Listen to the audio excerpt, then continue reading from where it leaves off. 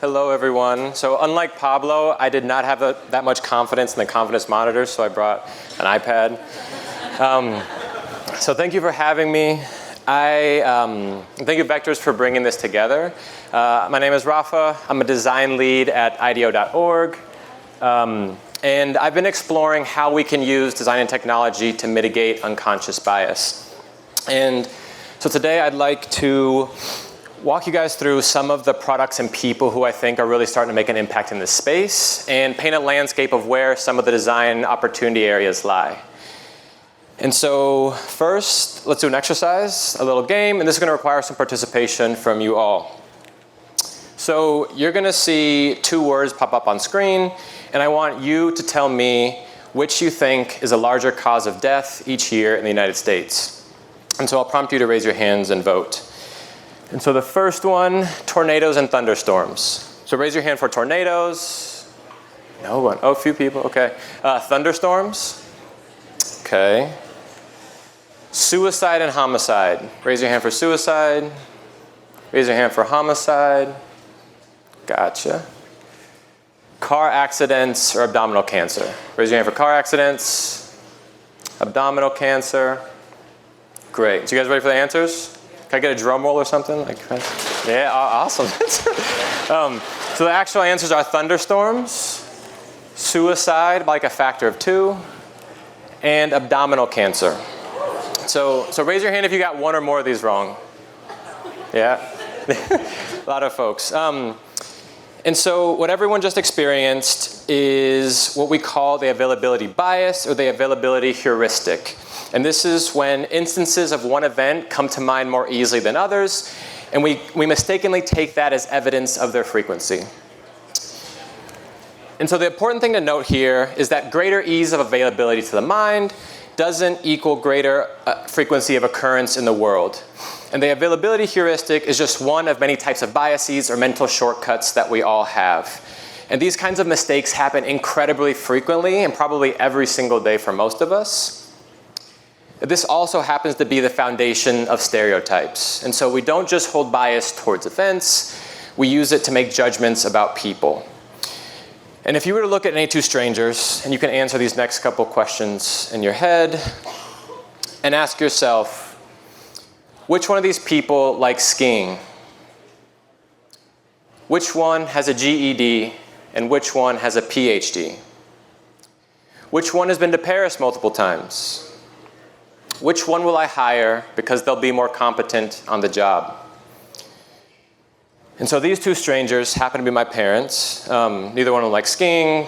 Neither one of them has either one of those degrees. But they're both pretty amazing people. But the thing I want to underscore here is that our judgments of others are often incredibly inaccurate. But it turns out to be surprisingly easy to make these judgments based on nothing more than a static picture. And when we're working with such little information about people, we rely on the social group that person belongs to or other characteristics they embody as the basis for our judgments. And every day in decisions that may take fractions of seconds in our minds, we fail to perceive individuals as individuals, but rather view them as representatives of social groups. And these biases are not just restricted to race or ethnicity. They stem from a number of identities, including age, gender, class, sexual orientation, physical ability or disability, physical attractiveness, and on and on and on. And these biases we carry have very real impacts on the lived experiences of people who embody these identities. It's often the difference between landing a job offer or a company deciding you're just not a cultural fit, between having a bank loan approved or rejected, between going about your day or being stopped and searched. And so how might we transcend the negative effects of bias? And specifically, how and where can tech play a role? And so I'd love to show you an incomplete list of some opportunity areas that I've been seeing. And so opportunity 1 is to mitigate bias in decision making. And so mid-century in the US, the top 5 orchestras in the country were about 5% women. In the early 50s, some administrators of the Boston Symphony recognized this and had the awareness to know that this likely had little to do with actual talent, but rather some bias that's in the system. And so they started experimenting, and one of those early experiments is what's now referred to as blind auditions, where you place a curtain in between the judges and the performers, because you don't really need to see the person to know how well they play an instrument.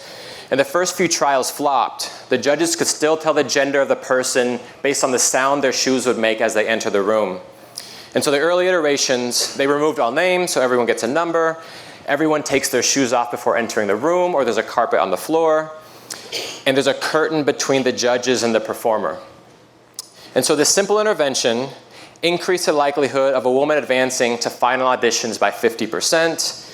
In a few decades, many of the top orchestras went from 5% to between 25 and 35% women, and today some even sit at around 50.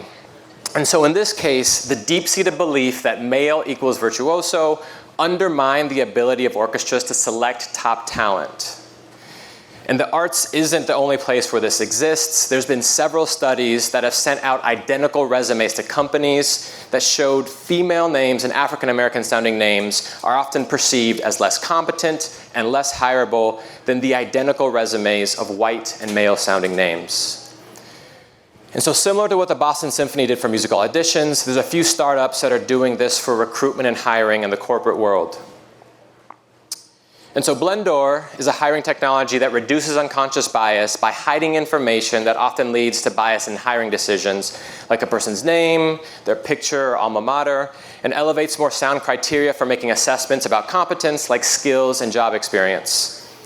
And similar to the Symphony's blind auditions, Blendor's product aims to neutralize human error in the hiring process.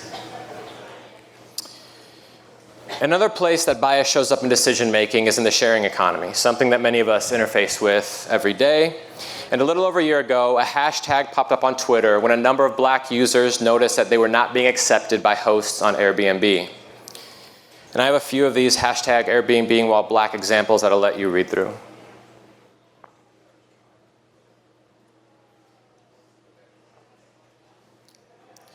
And for these folks, their suspicions were confirmed by a Harvard study which found that African-American sounding names were roughly 16% less likely to be accepted than their white sounding counterparts. And this dynamic is not unique to Airbnb. Studies have found similar results in a number of sharing economy platforms. And so what to do about this? A couple years ago, an independent team of engineers built a plugin for Google Chrome called De-Bias Yourself that strips away pictures and names so that hosts can focus on content of messages, ratings, and endorsements. And this gives hosts who are aware that they have biases the option to conceal information from themselves that might otherwise be used for discrimination. So on the left, you see a normal screen from Airbnb, on the right with the plugin installed. They even have this badge that you can add to your profile to let others know that you're an equal opportunity host.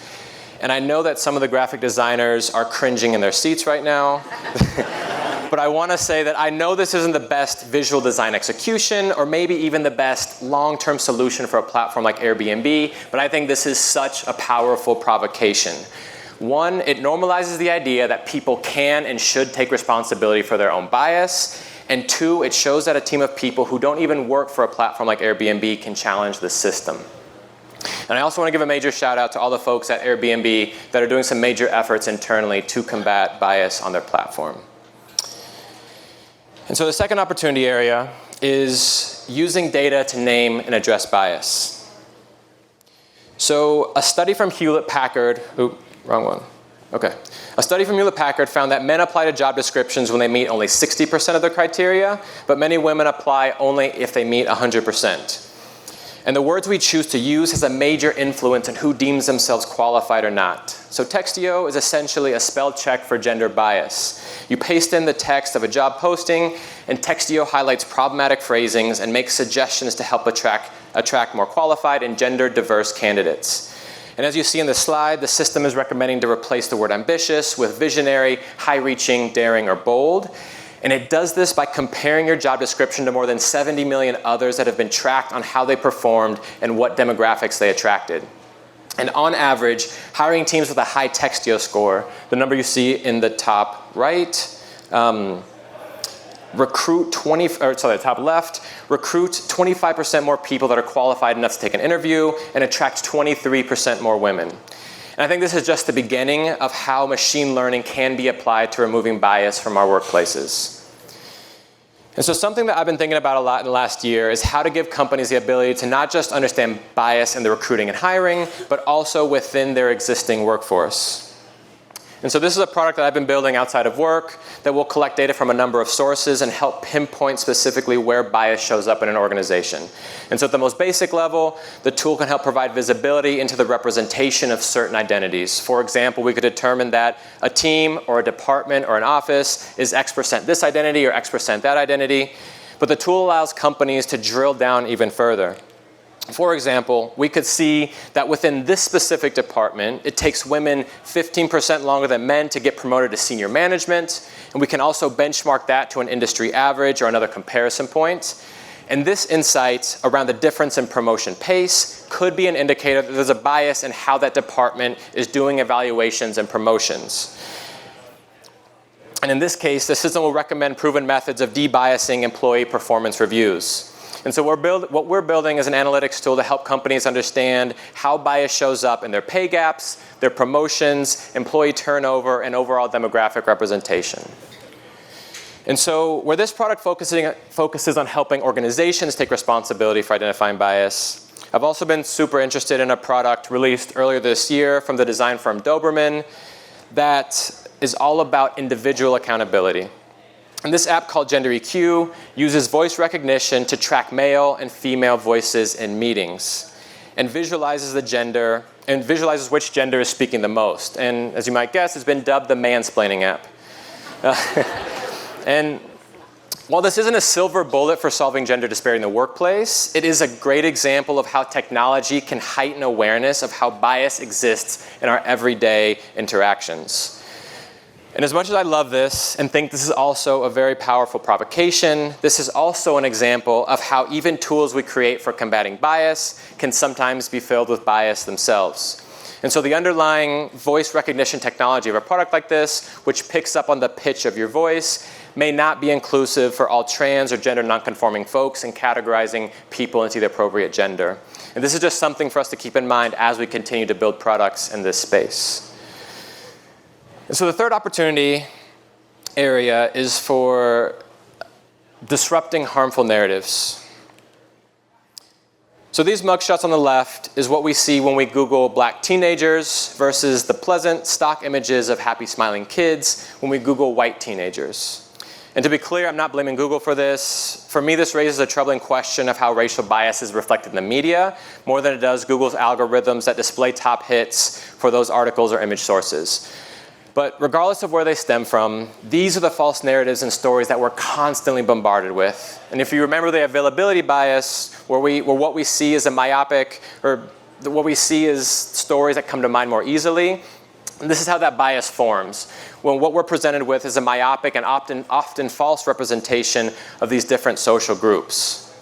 And so the Techies Project, who's here tonight, many of you guys saw them on the way in, is a great example of how we can disrupt harmful narratives. And they're doing this by documenting the excellence of underrepresented people in tech. And as they describe it, bring a bit of attention to folks in the industry whose stories have never been heard, considered, or celebrated.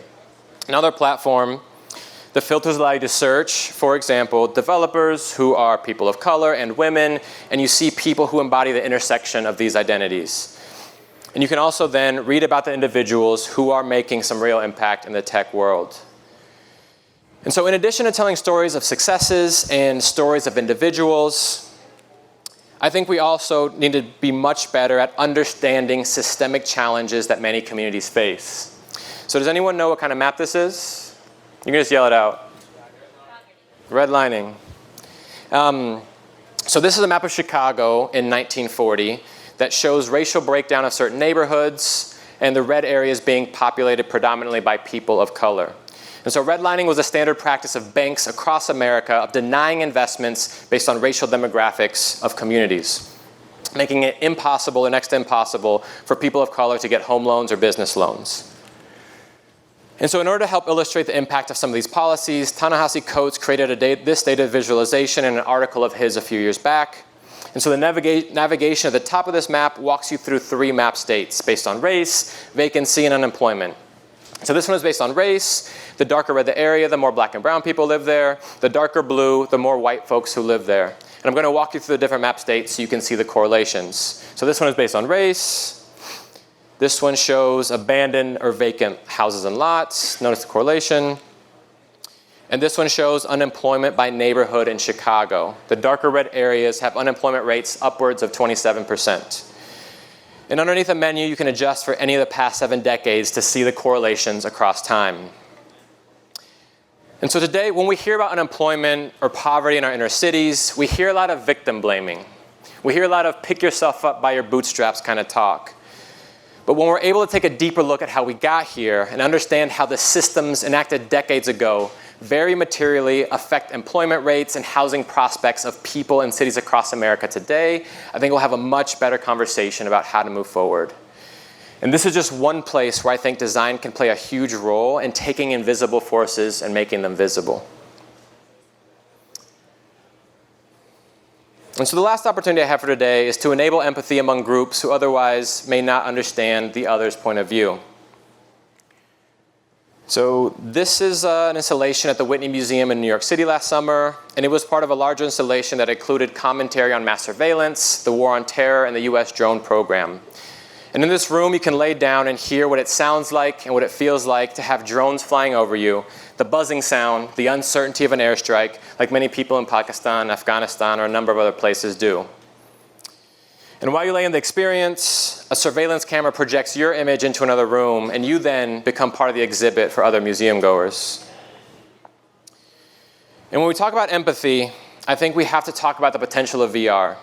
Has anyone here done the Clouds over Sidra VR experience? A few folks. Clouds over Sidra is a virtual reality film produced by UNICEF, and in the experience you meet Sidra, a 12-year-old Syrian girl that walks you through a day in her life at a refugee camp and tells you about her experience as a Syrian refugee escaping war. It's an incredibly moving piece that virtually puts you in her shoes. And here's a room full of diplomats and global leaders who are walking with Sidra, including on the right, former UN Secretary General Ban Ki-moon. And this is Davos in 2015. And what you might notice is that this is a group of mostly middle-aged men for whom it might be difficult to imagine what it's like to be a teenage girl, let alone one who lives in a refugee camp. And what if every policymaker had to walk a mile in the shoes of people that their policy decisions would ultimately affect? What if every school kid could experience and build empathy with people who embody other identities before these biases and early conditionings harden in their minds? And so what can we all do? I believe that everyone in this room has the responsibility and the ability to start to move us on a more equitable track. And as you go about changing the current state, there are a few things that I've been thinking about that I want to leave you with. The first one is that small things count. And I just shared a lot of really bold opportunities to mitigate bias, but you can start to move the needle by taking ownership of everyday actions. And so we should all be asking ourselves small things. Like, who from the office are we going to lunch with regularly? Who are we providing mentorship to, and who are we seeking mentorship from? Who are we referring to jobs, and do they look and act just like us? And especially for this audience that came up a couple times in the panel, who are we testing our products with, and whose opinion is shaping the products that we bring into the world? The next point is that everybody is impacted by bias, but not in equal measure. And the thing is that there's certain communities that have suffered disproportionately at the hands of bias. And when we talk about addressing bias, we're often talking about increasing the diversity of very privileged spaces, about making tech companies more colorful, or getting more women into the C-suite. And these efforts are mission critical. But as we continue to push on these fronts, we also need to make sure that we're being inclusive of communities that have been most impacted by bias over the years. We need to be thinking about the millions of black and brown folks incarcerated due to a highly biased criminal justice system.